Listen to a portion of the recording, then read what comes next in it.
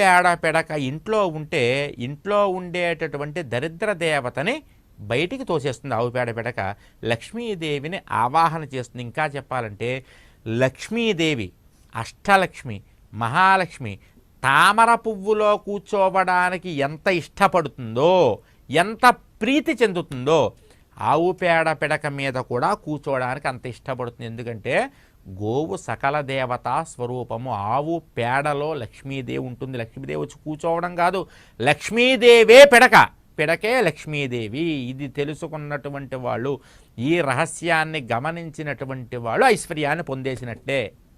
మీకు ఇంకా లక్ష్మీదేవి పిడక ఏంటండి, పిడక లక్ష్మీదేవి ఏంటండి గురువు గారు అని కనుక మీకు మనసులో ఇంకా భావన ఉందంటే మీరు లక్ష్మీ కటాక్షాన్ని పొందలేకపోతున్నారన్నమాట.